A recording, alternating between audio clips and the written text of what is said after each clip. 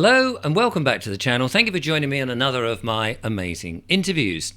Today, we're going to find out a little bit more about money. It seems to be on the tip of the minds of so many people. What with Nigel Farage having his bank account cancelled, people are a bit worried about, oh my goodness, can I say anything anymore? Will a social score hit me and have my bank taken away? We've had the threat of the CBDCs coming in, and we don't really know what that means, programmable money and all of that nonsense. So what is money and what is currency? And then I want to find out a bit about some of the frauds that have been, let's say, done with money or not done with money or that sort of thing. So today I'm pleased to bring in my guest today, Tom, who is a conspiracy exposer. And we know that yesterday's conspiracy is today's news. Tom, welcome to the show. Thanks, Richard. Absolute pleasure to be on your show. I've been a huge fan for a long, long time, so I'm really happy to be here. Oh, well, it's very nice of you to say all those very nice things. That gets you an extra bonus. So, money. We're going to talk about money. It's funny, I'm reading at the moment a book called The Moneyless Manifesto about actually changing the way we think about things and actually getting rid of money altogether. Now, I'm only a few chapters in, so I haven't really got to grips with what it means, but he does argue a good case so far for how money is not been very helpful to us and has kept us enslaved. But I'm sure you've got a different view on that. So can you tell us then, what is the difference between, say, money and currency? It's very simple. So basic economics 101. There are only four things that circulate within an economy. You have goods, services, securities, and commodities. And everything else, all definitions of anything else can all come under one of those four headings. And again, This is part of the knowledge that the powers that be have hidden from us because, they say ignorance is bliss, but when you are heading along blissfully in ignorance, you have no idea what they're doing. You have no idea what their plans are. And one of the things that they've spent years and years and years doing is getting control of the financial system. And to get control of the financial system, you have to get control of money. But what they've done in order to get control of money is made it securities fraud. So the difference between currency and money is the fact that currencies are securities and money is a commodity. So just give you an idea. Just give me an explain, because when you say securities, what do you mean by securities? Okay, so the word security is an abbreviation of certified secured entitlement.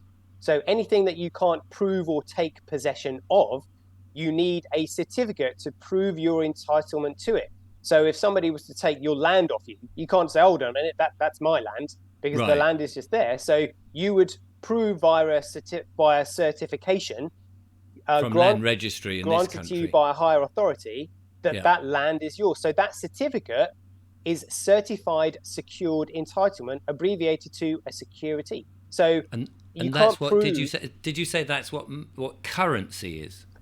So I'll just elaborate quickly. So again, securities are used for share ownership. You can't prove share ownership, so therefore you need a certified secured entitlement to that share ownership. So that's a security.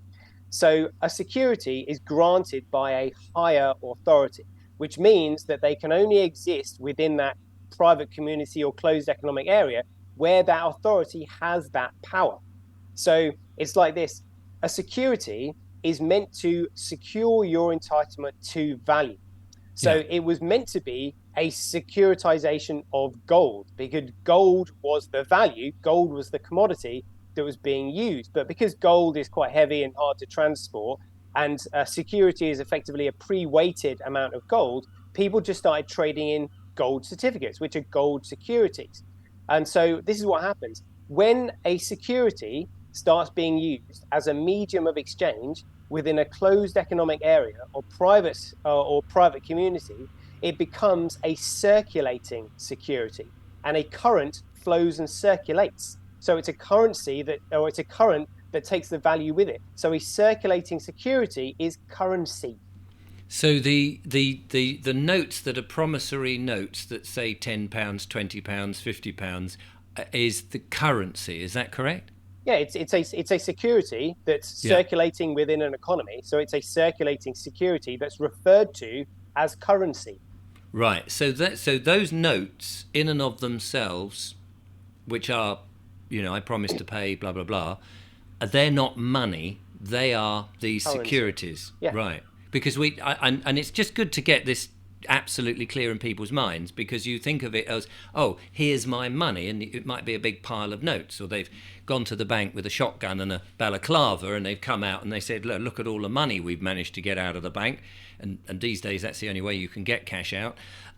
Is that it's actually what they're looking at is currency. Yeah, and they're looking at currency that has got no money backing it. So literally, you have no money in the bank, nothing.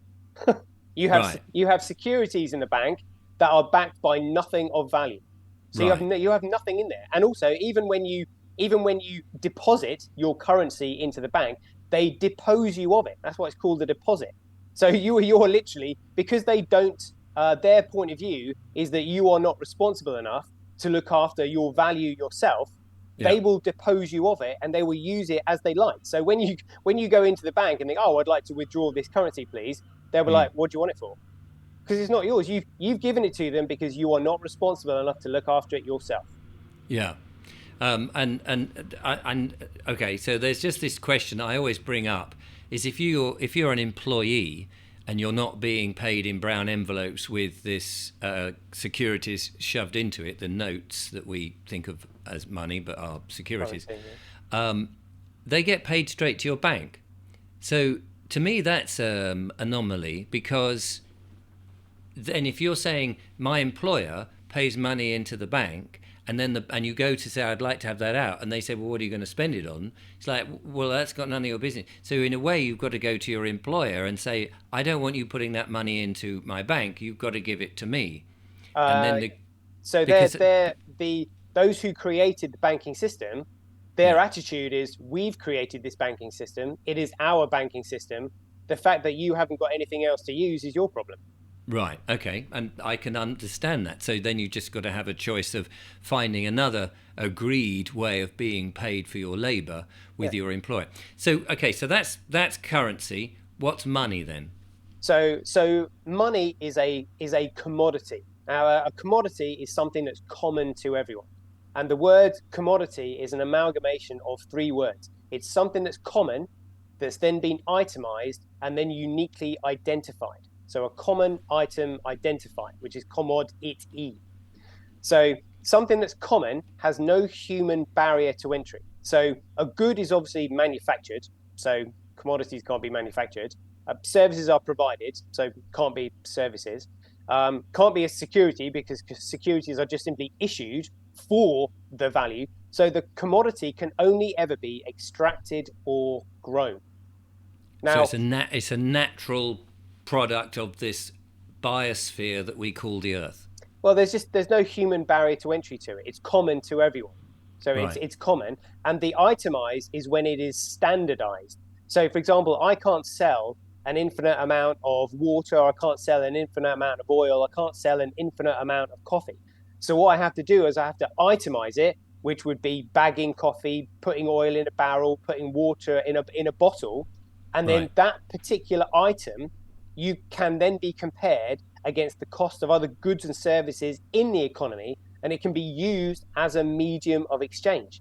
Right. Now, now a medium of exchange is a tool that enables, encourages, and accelerates the facilitation of trade, because it's valuable. So it's more valuable now than it is tomorrow. So because it's a tool is economically competitive, which means they will, the tool, the medium will eventually, over time, there will be only one. So it's like this: when a commodity monopolizes a market due to its ability to be used as a medium of exchange, it becomes a monopoly commodity and recognized as money. That's what Right. money is, a monopoly commodity.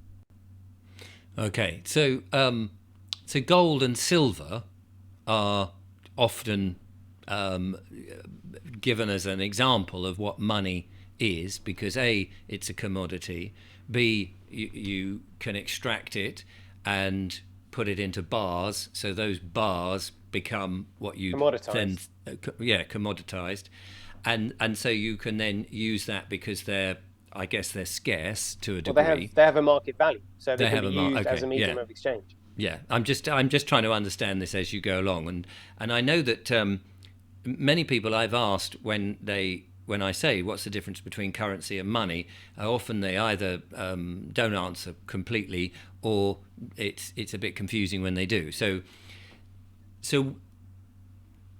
we don't use money then in our normal everyday business, in our Correct. exchange. When I've got to go down to the corner shop shortly once we finish this and buy a pint of milk, because I don't use supermarkets anymore, so I have to go to the corner shop.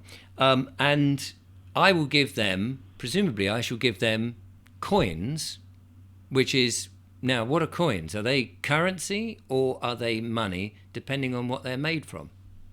So again, they are effectively they're tokens. These coins are tokens. They're meant to represent that. They're meant to Right. represent the value of the commodity, but they don't. So So again, coins are is that still, currency? yeah.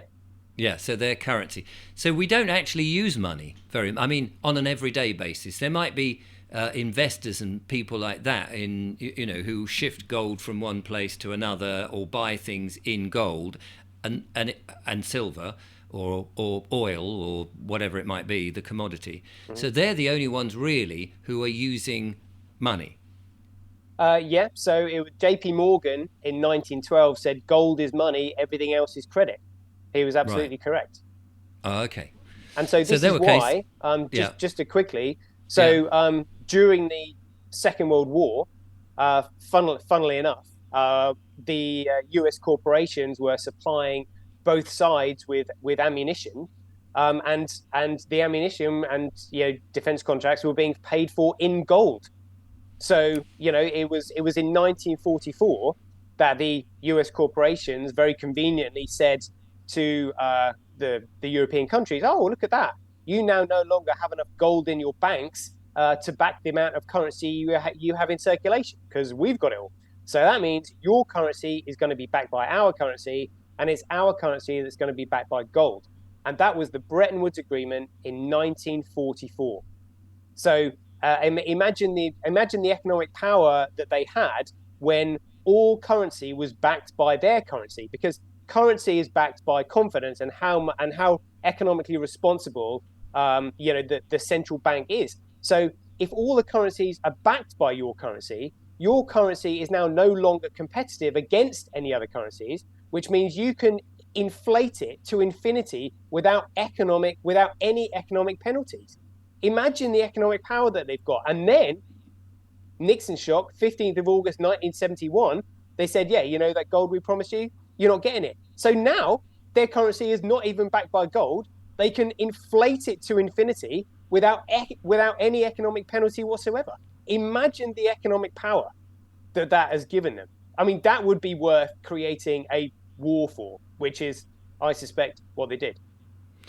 Okay. So you're saying, if I've got this right, and I'm just slowly, because you've got to understand that I've got a very slow brain, and I'm not the I can't even think of the phrase. You see, it shows you how slow my brain is. I'm not the hottest potato in the oven.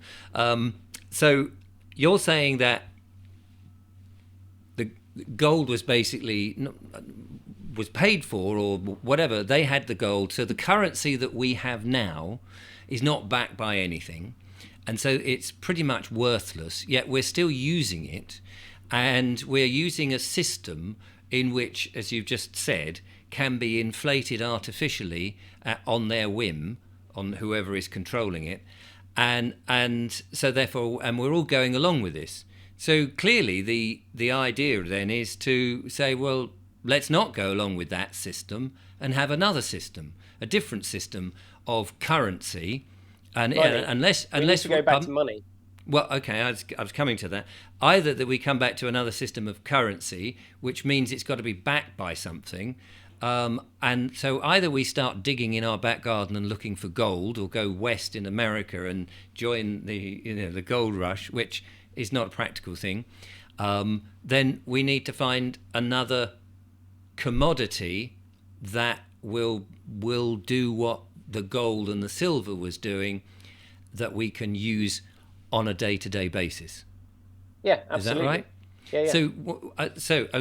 So there we are. We're scrabbling around. So is there something that we can use? Well, yeah. So anything that is common, it just simply needs to go through the process of commoditization. Right. And commoditization is just simply a process of standardization. So if you standardize something, then that standard can then be measured against the cost of other goods and services, and it can be used as a medium of exchange. That's why, like I said, oil is barreled, water is bottled, coffee is bagged, and gold is weighed. So Right. it's standardized. So yeah, the what can actually happen now is you can commoditize digital data. So if you can commoditize digital data, can be transferred as fast and as efficient as light. Right. Even though data doesn't really exist. I mean, digital data. Well, if you can make it immutable through... What does immutable mean? It means it can't be deleted. Right. Okay. So if there is no way for one person to delete that data, and the data has value because it allows access to a network where data can't be deleted, that's hugely valuable. And I'll give you an example. Let's take Visa and MasterCard, whose services are purely digital, and their services at the end of the day are purely just making records of digital transactions, but they're financial transactions, so they have value in the economy. Now, they spend millions, if not billions of dollars securing and maintaining their servers, from cybersecurity hacks, virus software, maintenance issues, things like that. Now, if they could find a network that they could port all of their services onto, where they didn't have to worry about their data being cracked, hacked, altered, changed, or deleted, or spending millions, if not billions of dollars on maintaining and updating their servers, they would then use that alternative network, which means that network, where their customers' records are not susceptible to cybersecurity hacks or virus software, is safe. That's hugely valuable to them. Okay. If you said it cannot, as long as this data cannot be deleted, and you said if one man, but what if an organization, let's say for the sake of argument, Spectre, the Bond villains, let's say they existed, and we know that there are cabals of people who are not particularly pleasant. Let's just call them Spectre for the sake of argument, Ian Fleming's Spectre. And let's say they wanted to delete this thing because they had their own system that was under threat, let's say. And if that was the case, surely they could infiltrate and maybe just have a blanket electrical switch off that would then end up deleting all this stuff. So again, in order for a network to be a commodity network, one of the things that it has to have is neutral organic growth. So in other words, this network has to spread all around the world without any central point of influence, and all the different entities that maintain the network have to be economically competitive against one another. So in other words, they have to compete with one another. So why do they need to compete with one another? Why aren't they all on the same side? Because without competition, you simply get collusion. Right. And centralization. But my understanding, if people are competing with each other, it's kind of like a race to the bottom all the time. People are trying to undercut everybody. So what they're actually doing is they're competing in a form of a lottery. So they would be competing in the amount of investment that they can put into the system in order to extract this digital commodity. Right. Okay. I have to confess, I don't completely understand that section of it.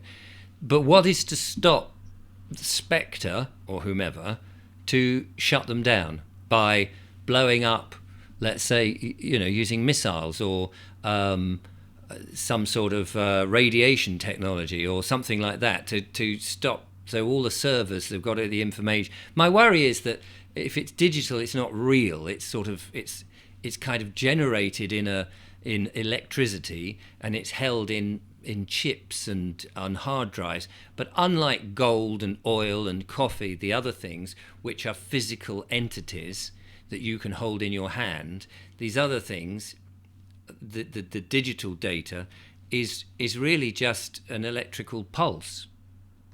Well, so what will at the moment when we are using the internet, what we do is we upload all of our content creation, like you and your show, we upload it onto a corporate server. And when we do that, we are surrendering sovereignty of that data, which means that corporate server and whoever owns that corporate server can do with that data what they wish. They can Yes. find out, and you're surrendering your data. So you're telling them where you go on holiday, what the name of your neighbor is, what the name of your dog is, Yes. who your friends are, where you live, everything. They literally Yes, but that own is everything. the. I mean, that's the. You don't have to upload to. I mean, I don't have to. So I accept that. I accept that the data I upload. I accept that. A lot of people don't realise that's going on, but I accept that I am putting on the corporate thing because the service I feel is, they're not charging me for it. So I feel okay. All that data, which can be used nefariously against me. I appreciate that, but that's the bargain that I've done. I do have the choice not to upload that data whatsoever. What choice do you have? Well, the choice is not to do the YouTube, to do the YouTube channel or to go on Facebook or wherever. The choice is not to do that. If I want to, instead of sending an email, for example, I could type a letter. And then, Yeah, but what I'm saying is your show is digital, and what I'm saying is you either have a choice to move forward and progress or go back. And or stay still. has a retreating army ever won a battle? But we're not in a battle, are we? We're just living life. Okay, well, okay, okay. I mean, I would say that we're sort of getting onto the philosophy of stuff, but I'm more interested in. I'm just challenging the idea that digital money of some description, a commodity, has the same permanence, or is more. I'm just challenging whether it's more vulnerable to being shut down. I'm just inquiring than gold and coffee and all these other things, which I grant you can be stolen, as you alluded to before. It's just that it is still somewhere. You can't delete gold completely. You can't. You can drink coffee, admittedly, and you can drink the water, although it will come out the other end slightly tainted. But it is, you can't get rid of it. Whereas something that's sort of created out of nothing can also be deleted into nothing. but it's a bit like this. So gold has to be extracted, correct? Yes. Yeah. So gold has to be extracted, and then it has value because it's useful. Yes. So if you have to extract data from a program, and then you use that data to upload your personal content creation onto the network that doesn't have any central point of authority, control, or failure, it means that you own and control your own content, which means you can economically benefit from the sale and distribution of your own content. Whereas at the moment, you're getting a fee from YouTube, and they're paying you a pittance compared to what they're receiving in terms of advertising revenue. So what? So you're actually being undervalued. I would probably say by a factor of 10, at least a minimum. Yes. What's that got to do with the digital money, though? I mean, I'm slightly confused how me uploading my show has got any relevance to having some sort of digital money like a cryptocurrency. Well, so what I'm saying is your content is valuable. If it wasn't valuable, YouTube wouldn't make any money from it, and Right. therefore they wouldn't be able to pay you. Whereas what I'm saying is, in order to have sovereignty over your own data, your data has to be uploaded onto a network somewhere. Now, if someone owns and controls that network, they have your data.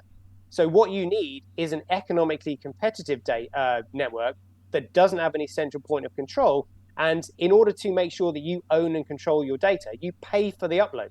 So I'm going to mention here. So what you use Bitcoin for is you attach Bitcoin to your content and you upload it onto the Bitcoin network where you own and control your data and you can distribute it. So if you're an artist, if you're a songwriter, movie producer, podcaster, book writer, you can upload all of your content onto the Bitcoin network for the cost of a micropayment, and then you can sell that content. And also, you can choose to either keep it private or share with it whoever you like. But the fact But if you're not one of these creators of content, singer, songwriter, an artist, a podcaster, whatever. If you're just somebody who works in a supermarket or in a factory or wherever it is, you're not doing that. What use is this digital advantage that I might have by saying my content is useful? Somebody putting lids on jam jars for a living won't have that option. So how is the money of this commodity money of any use to them? Well, if they're using this commodity money, it means that they are using something that doesn't have any central point of authority or control. Nobody can program it and say, oh, by the way, you can't spend it on here, you can't spend it there. And also, but they're not uploading. Sorry, they're not uploading anything. If I'm now an employee of some big firm. I go in, I spend my day. I hate the day. I go in there, or I might enjoy it. Doesn't really matter. But I come home. I haven't uploaded anything to a server. I'm not. I don't understand. I still, this. Yeah, but you think you're not uploading anything to a server. I can guarantee there are number plate trackers all around this country tracking you, which means whenever you put your number plate in front of a camera, that number plate is being uploaded. So even whether you like it or know it or not, you're constantly uploading data, and there's facial recognition camera coming in as well. So you'll be uploading stuff onto a central server whether you like it or not. Well, I won't be. I won't be doing the uploading. Well, yeah, but unless you put your face in front of a camera, somebody else will upload it for you. That's what's happening. Yes, but I'm just trying to. I'm sorry if I'm a bit thick, but I'm just trying to understand this. So now I'm an employee of somebody. I've spent all day screwing lids on jam jars. I come home from work and my camera run by a council has photographed my number plate and has uploaded that onto a server somewhere. It's an awkward thing to have a council filming you without your permission, but the deal might be if you drive on this road, we're going to be filming it. So the choice is yours to drive on the road or not. Well, is it a private road? Yeah, but there isn't, say, a private road from my house to the factory where I've got having to put lids on jam jars, whatever the job is. What I'm saying is I'm not the one doing the upload, and the majority of people aren't doing that. So the council or whoever is filming and doing stuff and uploading, they've then got this use of this magical data that you're talking about. But the ordinary bloke in the street is not. I mean, it might be his face that they've uploaded and a billion other faces, but how does he say, hang on a minute, that's my face, it's my copyright, whatever, or it's my number plate, how dare you?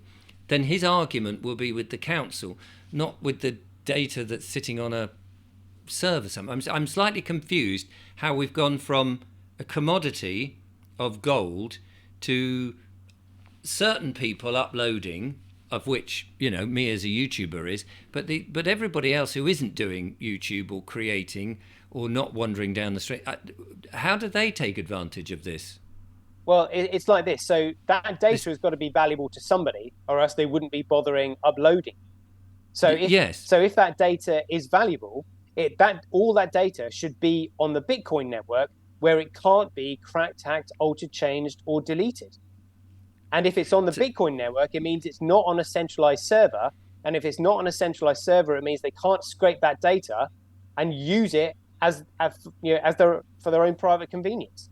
Right. Okay. So are we? I mean, I feel like we've strayed into a different thing. So I know Bitcoin is an alternative money thing, and you've just mentioned that as an example of a set of servers, which I believe is called the blockchain. So the blockchain is just simply the process that the data goes through when it gets uploaded onto the network. Oh, okay. So the servers all around the world who are called the Bitcoin servers, just miners. Payment transaction processors is what they really are. Right. Okay. So but they're all independent servers that are on this network, not connected to corporation servers or whatever. They're private servers, right? So This is where the conversation is going a bit weird for me, because we're now talking about people's private data as a commodity, but I don't know how you turn that into money, in which you then go to the shops to buy the pint of milk that I want to go and buy the pint of milk in a few minutes. Yeah. So the data that is extracted from the Bitcoin network, the NFT data is called Bitcoin. And when you upload your personal data onto the Bitcoin network, you pay for it with Bitcoin. So you use the Bitcoin network by buying Bitcoin and uploading data to it, which means when you're using the Bitcoin network, there is no central point of authority, control, or failure. So you have sovereignty over your data. And it's data that this lot are using to basically enslave us. Right. Okay. I'm still confused, because we've talked about commodities. We've talked about gold and silver as being money. Now we're talking about data is a form of money. So how do you, if I spend all day, I could sit here all day uploading data. I could just sit and read books or talk fairy stories or just make any old cogitation up, and it would be turned into, or I could just turn the camera and point it out the window, and it's just, that is then data. So I've manufactured data. Unlike gold, which is scarce, or silver, which is less scarce but still scarce, I can just continually manufacture and so could anybody, which must mean that it's pretty worthless, this data, that by just filming the road or filming the sky, or just filming an empty room or filming a card, whatever it is, it's just data going out. I don't see how that is in any way valuable to anybody, and because otherwise we'd all be bloody millionaires from this. Yeah, but so you wouldn't be making that data if it wasn't valuable to you personally. And if you didn't want to lose that data, or you thought you could economically benefit from that data, you would upload it onto the Bitcoin network. But you can only upload it by paying for the upload in Bitcoin. So you buy Bitcoin in order to have sovereignty over your own data. Right. So we should talk about what Bitcoin is then, because I think we've made a leap between going from gold. You're just assuming that Bitcoin is another. You're saying pay for it in Bitcoin, as if Bitcoin is another money. Yeah. So that the value of the digital tokens that are NFT tokens that are extracted from the Bitcoin network. What does NFT mean? It stands for non-fungible token. So non-fungible just means it's unique. It's non-replicatable.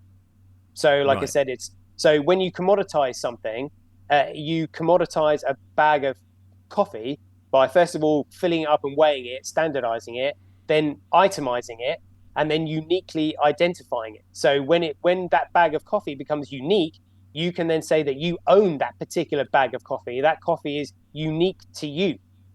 And so that bag of coffee, because it's unique to you, is non-fungible. It can't be replicated. Right. And Bitcoin is a non-fungible token. So it's a non-replicatable token that is extracted from the Bitcoin network. And that token supply is fixed. And if it's fixed in supply, it means that the more people that come in to start using the network, the more valuable it becomes. So when you say, so my data is not fixed, and it's also subjective. What's value to me might not be value to somebody else. So that as a form of money seems. What's valuable is the data that's used to pay for the upload. You can upload anything. You can upload anything you want. The amount of data storage is effectively infinite, for want of a better word. There is an infinite amount of storage on the Bitcoin network. It's like the internet. There's an infinite amount of storage, but the method used, the medium of exchange used to pay for that upload is fixed in supply. But what's amazing is that in the way that fiat currency is inflated infinitely, Bitcoin is effectively divided infinitely. And just so, again, people are confused about this, they say, if you're increasing the divisibility of it, aren't you adding inflation? So I'm like, no. If you have a bar of gold and you cut that bar of gold in half, and now you have 2 bits of gold, do you have more gold? No, you don't. You've got the same amount of gold, you just cut it in half.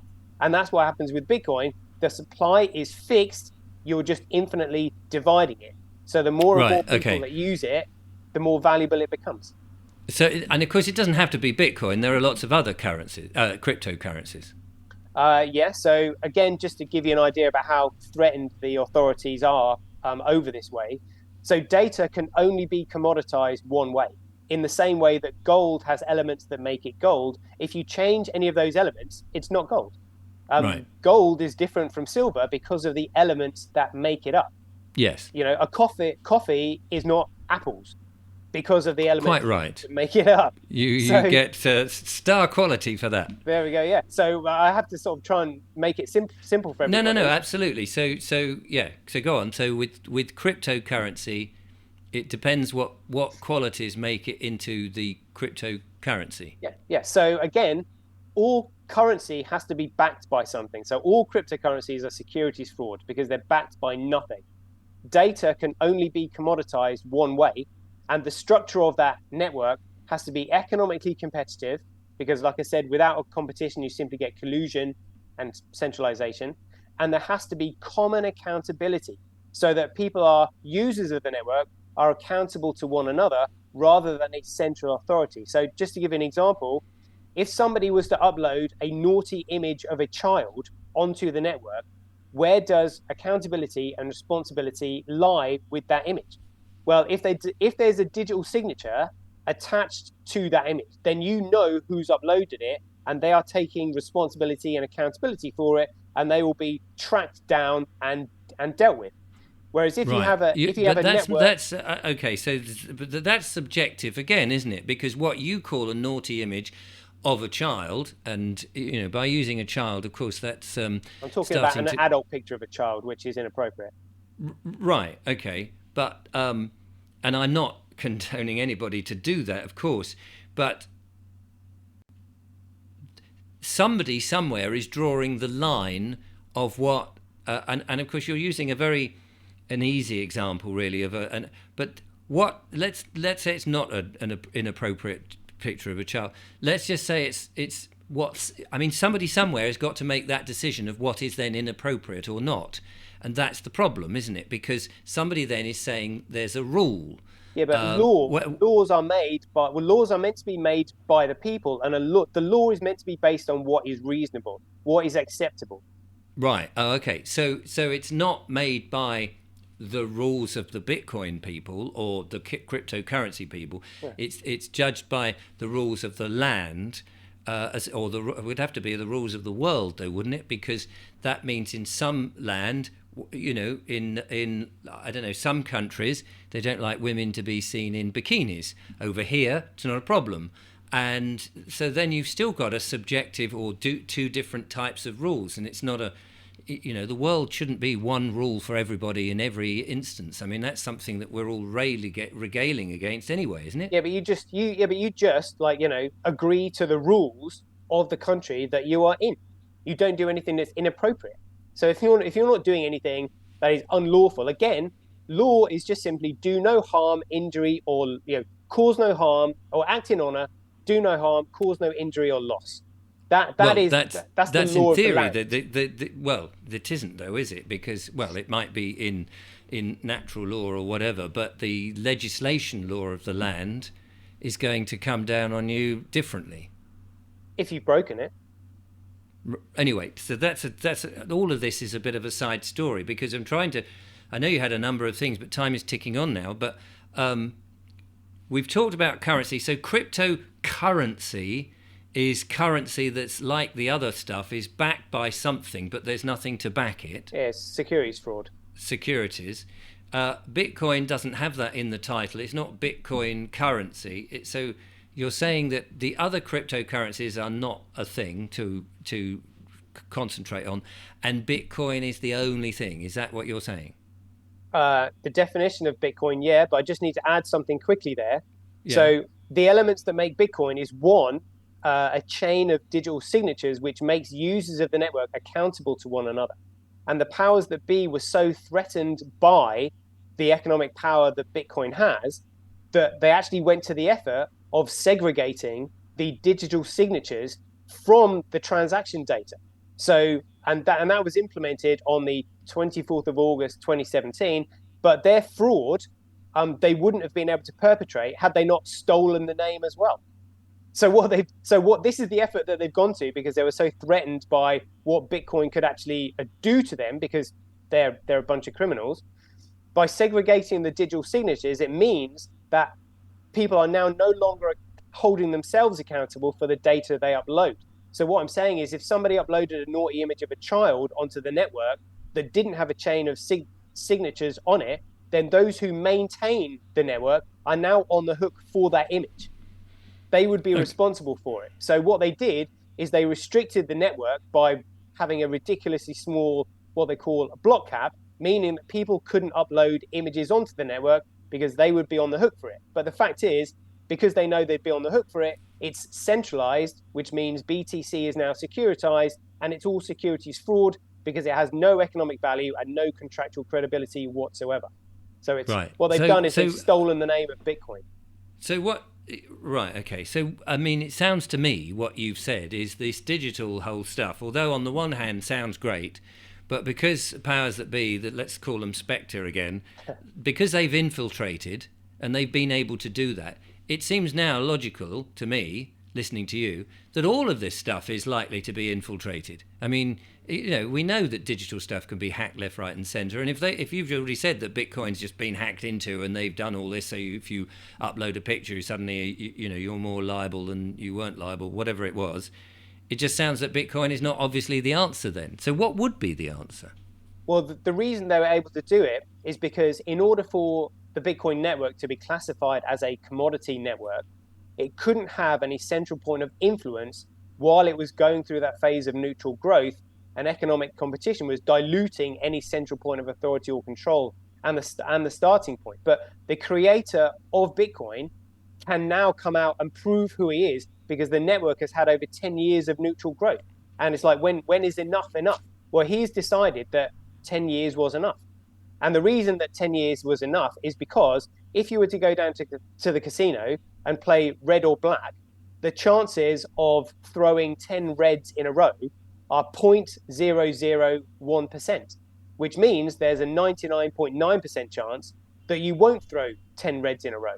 So after 10 years of neutral growth, there is a 99.9% chance that no other network will achieve this level of neutral growth. So now the network is grown, he's coming out and proving who he is. And when he proves who he is, he has the technology patents, meaning that he can actually protect the commoditization of that data. And that court case is happening on the 15th of January next year. It's literally the biggest court case in the history of our species. And nobody knows it, because this lot have spent thousands of years literally getting control of all of our resources, and again, taking control of money, because it was Henry Kissinger who said, who controls the food supply controls the people, who controls the energy can control whole continents, who controls money controls the world. So indirectly, they're telling us in which the order in which they're doing it. First of all, they're going to go for control of the money. Then they're going to go for control of the energy companies and utilities. And on the last phase, which is a bit worrying because we can see this already, they're going to go for the food supply and the farmers, which we've seen this in Holland and in the UK. So they're literally in the final stages of their plan before they take off their velvet glove and reveal the iron fist. So, okay, so there's that court case coming up, which is going to, whichever way it goes. Obviously, a court case, we can't say what's right, but hopefully the right person always wins.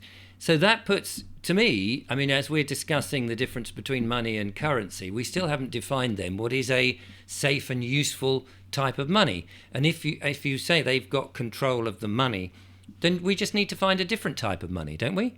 Well, I mean, no one's saying that we have to have one type of money, because that's ridiculous. No one can force you unless you're at gunpoint, which isn't a very civilized way of doing anything.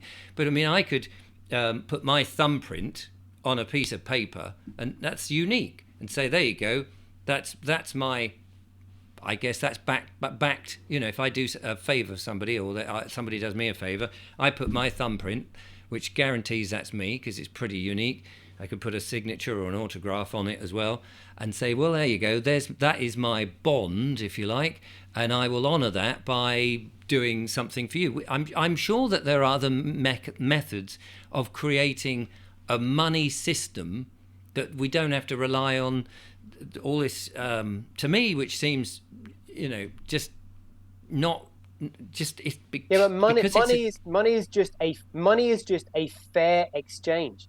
It's a right. So fair so that exchange. way we must be able to find other things. I mean, all right, the Spectre people have got a money system that's been in existence for a long time. We've all using it, and it's convenient because it's there. Doesn't mean to say we can't come up with another system. Well, that's what I'm saying. So it's like this. These are the only options that we've got.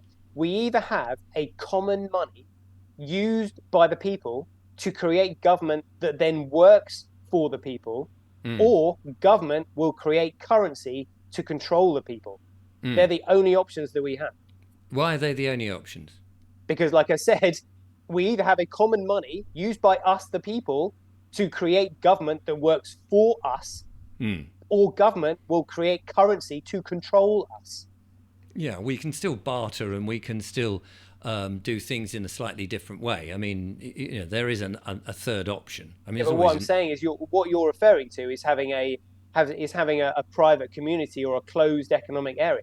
And I'm yeah. saying that if you have a private community or a closed economic area, that is going to be exceptionally weaker than a society going up against you.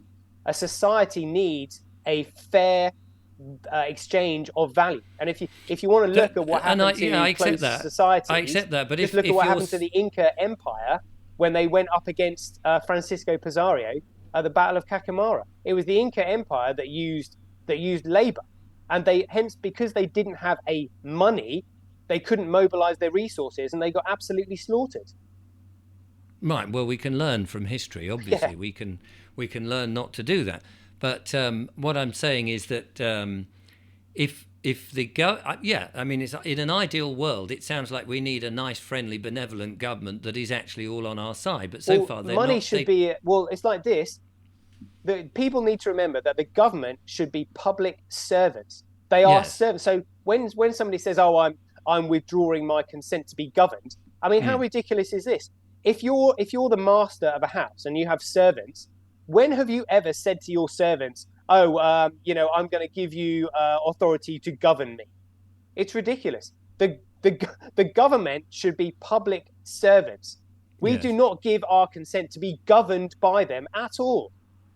They are No. servants. But what I'm saying is, like, the way we enable a service economy and goods and services to be transported, the way we organize the mobilization of resources is through a money which is a fair exchange. Yes. Without No. money, And that you've can't said happen. that, and maybe that whole system of is wrong anyway. What system is wrong? The goods and services, and we're looking at it from the prism that this is the only way that we can operate in a world. It seems to me that we are there are many choices that we could make, and the existing one, the paradigm that we're in at the moment, is being corrupted, but there's elements of it that we all understand with goods and services and all of that. But maybe there is another way of looking at it. Now, I'm not arguing that it is a better way of looking at it. I'm just saying there may be a different way of looking at it. But yeah, We, but so I know what you're getting at. So what I'm saying is money allows specialization. So rather than us having to, all set up farms for ourselves, grow cattle, grow carrots, build our own houses, do everything like that, hmm, money allows specialization. So if you can specialize, it means that you can capitalize on economies of scale. You can produce things much cheaper. And it's yes. money that allows that. If you do not have a money, it means that we are back to literally, back in the The, serf times, being responsible for doing absolutely everything. And it means that we can't progress. what are we progressing to? Well, progressing to convenience and just furthering ourselves as human beings. Like if you But are hasn't I mean? self But that's in. But enlightenment. that I mean. Okay, we're moving into a philosophical area here, but it's fascinating. Convenience has made us lazy. Convenience has brought us highly processed foods. Economy of scale has dumbed us down. You see, to me, your argument there of money being specialized has actually taken away a lot of what is actually good for human life. I mean, Yeah, but so this is what I'm saying. So money is meant to be a medium of exchange that is valuable. So if you're using a medium But of you've just exchange, said it means that we can specialize and that we can then create economy of scale, which means that if you come up with a product, let's say a chair, and you think, okay, I'm going to make this chair, and if I make 1 billion of these chairs, then I need to sell 1 billion of these chairs, which means this chair is going to be all over the place, the same design, the same everything. And it's like with hamburger stores or coffee shops. The economy of scale has enabled these bland products to be all around the world. So if you go traveling and you'll suddenly see the same names everywhere else, what you're not seeing is unique and individual unique and individual and difference and diversity. Okay, You're not seeing that. The economies of scale means that everybody has let me got the explain same that. thing as everything Let me else. explain that. So without choice, we have no freedom. So we need choice. And in order to have choice, we need lots of small independent businesses giving us that choice. Now, if those small independent businesses are using a medium of exchange that has no value and is therefore going down in value as it is inflated, unless they can increase their prices in line with inflation or somehow reduce their running costs in line with inflation, they're constantly fighting an uphill battle to stay profitable and in business. So this is why we need a fair medium of exchange that is valuable. So if you have small businesses that are using a medium of exchange that is actually fixed in supply and going up in value, they can then afford to stay in business, which gives us choice. And this is what the cabal are doing. They've literally removed all value, all money from the currency, which means the more they inflate it, the less valuable it becomes, which takes out small businesses, which is what they want. They want everything centralized under one big, gigantic, one world government and one business that does everything. We know, so we have no and choice. we've been talking about that on this channel for some time, and we know what they want and the fear and all of that, and I'm very much in supporting of independent individual businesses and all of that. And that one of the problems I see with money is this business of controlling people and keeping people in debt, because the money is currency you're talking about. Currency keeps people in debt. If you're using an asset, it's valuable. So therefore, but if you people can't won't get be hold of that asset, then you're in struggle. The asset but that you I provide can give goods is my services labour and for my it. time. That's how you get it. That's what when you're saying people get lazy.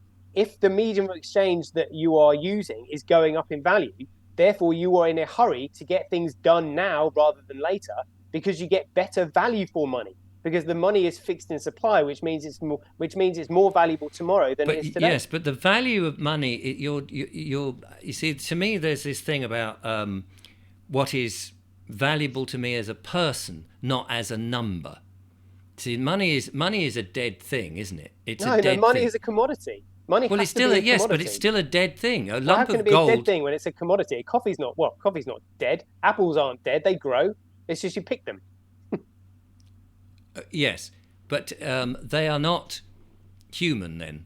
It's humans that are using money. Animals aren't using money. Insects don't use money. Trees don't use money. But we've decided that in order to survive or to exist, we're using some form of exchange. And we're using an intermediate thing, rather than actually us exchanging with each other. And what I mean by a dead thing is you can have as much gold as you like piled up in front of you and saying, oh, this is very valuable, but this won't work with apples, of course, but they're perishable. Any perishable good will eventually perish, obviously, by default. But if you rape everything in the world and you're sitting there left with your apples, once they're gone, they're gone. Once you can't eat gold and you can't eat, you can drink your coffee, but once it's gone, it's gone. That's what I mean. It's a sort of a dead entity. What I'm talking about is that money, I don't know what I'm talking about, to be honest with you. Now it's just like 54 minutes into this. Oh, is it? But all right.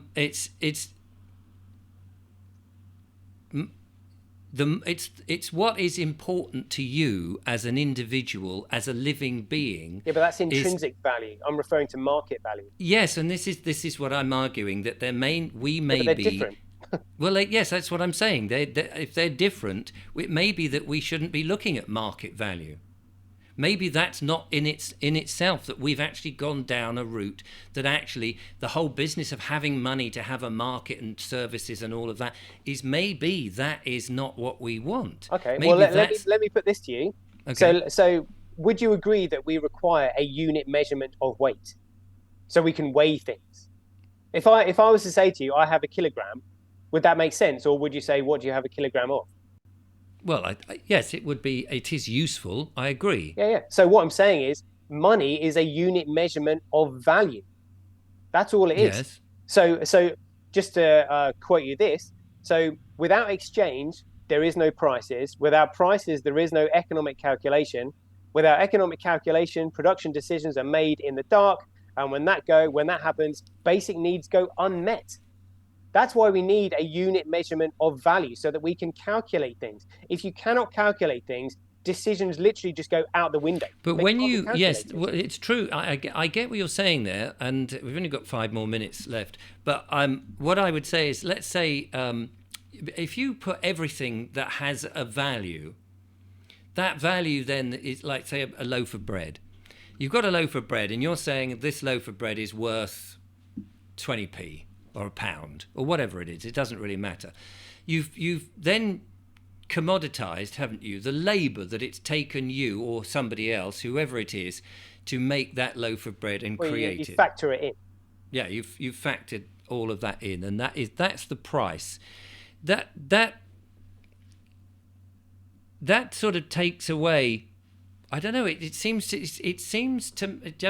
me that actually, if you take things down, it just becomes a number. You've sort of lost something in it. You've lost what the integrity of that thing is. It's not, because it's a unit measurement of value. How valuable is that service?